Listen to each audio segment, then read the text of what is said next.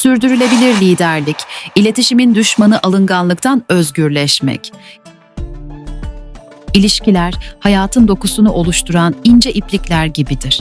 Her bir bağ, her bir etkileşim hayatımıza farklı anlamlar ve derinlikler katar. Bu bağlar ne kadar güçlü ve sağlıklı olursa hayatımız da o kadar doyurucu ve zengin olur. Ancak bazen bu bağları zedeleyen ve ilişkilerimizi tehdit eden bir düşman vardır: alınganlık. Alınganlık, ilişkilerde olduğu kadar kendimize, iş hayatımıza ve sosyal çevremize karşı da etkili olabilir. Bu düşman bazen farkında olmadan bizi kuşatır ve hem bizde hem de ilişkilerimizde derin izler bırakır. Alıngan olmadığınızı düşünüyor olabilirsiniz, öyledir de.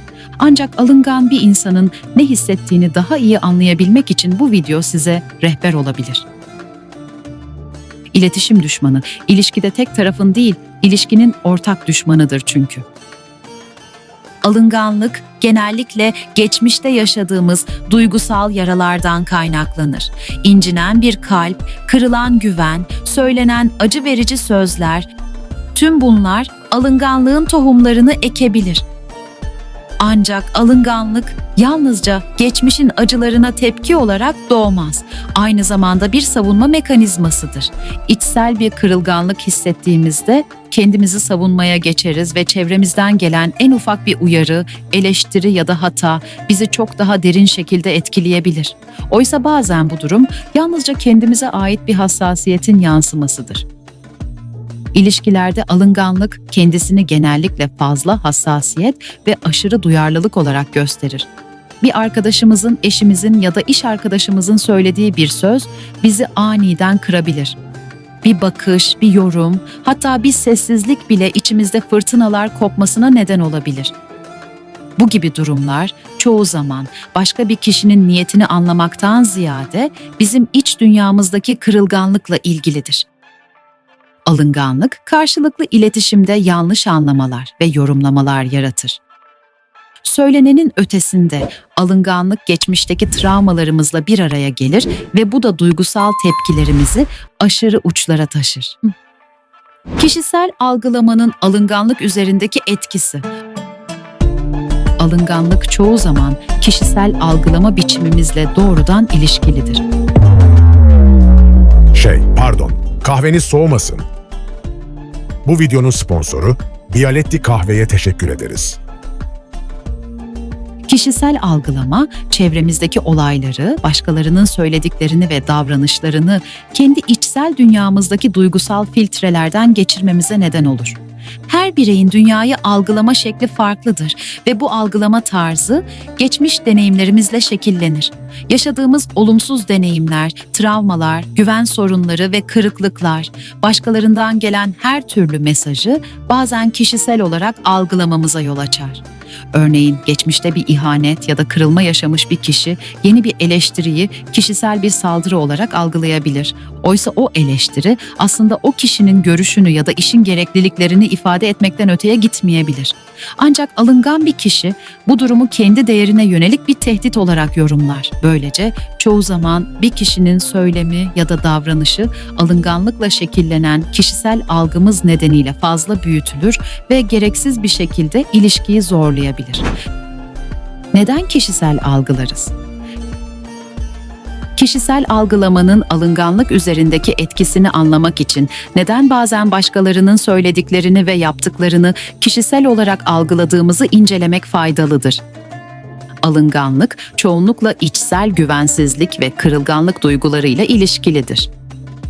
Kişisel algılama, kendimizi dış dünyadan izole ve savunmasız hissettiğimizde başkalarından gelen her mesajı bir tehdit olarak algılamaya başlar. Bir kişinin geçmişte yaşadığı terk edilme, güvensizlik veya reddedilme duyguları mevcut durumlarla harmanlanarak daha hassas bir algılama tarzı yaratır. Örneğin bir kişi iş arkadaşının hafif bir eleştirisini ya da bir arkadaşının ilgisizliğini geçmişteki kötü deneyimlerinden dolayı kişisel olarak algılayabilir. Oysa çoğu zaman başkalarının söyledikleri ve yaptıkları onların yaşadığı kişisel durumlarla ilgilidir ve sizinle doğrudan bir bağlantısı yoktur. Sizin zihninizde bir karşılığı olmayan bir duygu veya inanç kalıbı bir başkası tarafından size yöneltildiğinde sizde karşılık bulamayacaktır. Biri size gelip size yeşil bir uzaylı olduğunuzu söylese ne yaparsınız? Yeşil bir uzaylı mıyım acaba diye kara kara düşünür müsünüz? Çok büyük ihtimalle güler geçersiniz çünkü söylenenlerin sizde tutunacak bir dalı yoktur. Boşa düşer.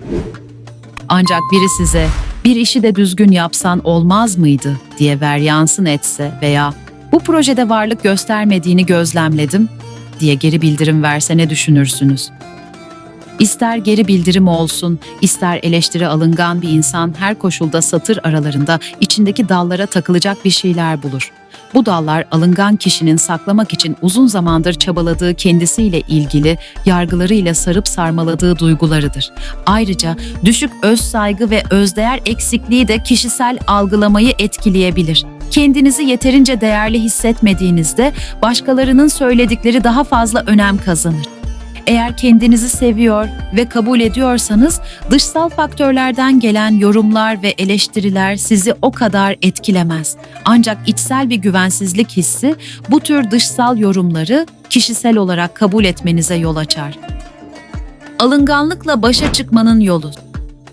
Kişisel algılamayı yeniden şekillendirmek. Kişisel algılamanızı sağlıklı bir şekilde yönetebilmek, alınganlıkla başa çıkmanın önemli bir adımıdır. Bu, başkalarının söylediklerinin ya da davranışlarının sizin değerinizle doğrudan bir ilgisi olmadığını kabul etmekle başlar. Herhangi bir eleştiri ya da yorumun sadece bir bakış açısı olduğunu, sizin kimliğinizin bir parçası olmadığını anlamak gerekir. Peki bu kişisel algılama tuzağından nasıl kurtulursunuz? Sizinle paylaşacağım yöntemler size alınganlığa farklı bir bakış açısı edinmenize ve kendinizi gözlemleyerek edineceğiniz, kendinizle ilgili edindiğiniz bilgiler kendinizle yakınlaşmanıza destek olacaktır. Farkındalık. Alınganlıkla başa çıkmanın ilk adımı bu duygunun farkına varmaktır. Kendinizi ne zaman kırılmış, ihmal edilmiş veya tehdit edilmiş, değersiz, yetersiz gibi duygu veya duygular içinde hissettiğinizde bu duygunun geçmişte yaşadıklarınızla bağlantılı olabileceğini anlamaya çalışın. Kendinizi veya başkalarını suçlamak, küsmek veya duvar örmek yerine ne hissettiğinizi anlamaya çalışın. Bu farkındalık, duygusal tepkilerinizi kontrol etmenize yardımcı olabilir. Kendi değerinizi benimseyin. Kendinize değer verin ve başkalarının söylemleriyle kendinizi tanımlamayın. Gerçek güven, başkalarının onayıyla değil, kendi içsel güvenliğinizle gelir. Kendinizi sevmeniz ve değer vermeniz, başkalarının sözlerini, kişisel algılamayı engelleyecektir. Daha geniş bir perspektif. Bir olay ya da sözü kişisel olarak almak yerine farklı açılardan değerlendirmeye çalışın.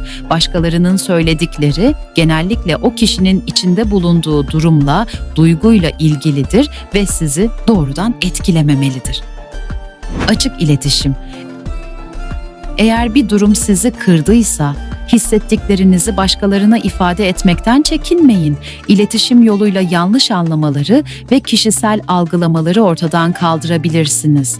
Alınganlık, kişisel algılamamızın etkisiyle şekillenir ve duygusal bir savunma mekanizması olarak bizi savunmasız hissettiren bir durumdur.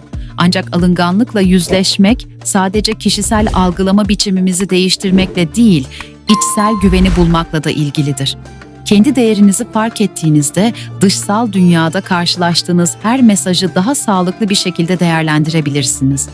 Gerçek özgürlük, kişisel algılamaları aşmak ve başkalarının sözlerine ve davranışlarına duyduğumuz aşırı duygusal tepkiyi dönüştürmektir. Anais Nin, biz dünyayı olduğu gibi görmeyiz, biz dünyayı olduğumuz gibi görürüz. Sözü bize algılarımızın sadece bize ait olduğunu ve ancak algılarımızı değiştirdiğimizde olduğumuz kişiyi dönüştürebileceğimizi bize hatırlatıyor. Kendimize kişisel algılamalarım beni ve ilişkilerimi ne kadar etkiliyor sorusunu sormak, alınganlıkla yüzleşmeye ilk adımı atmanıza yardımcı olacaktır.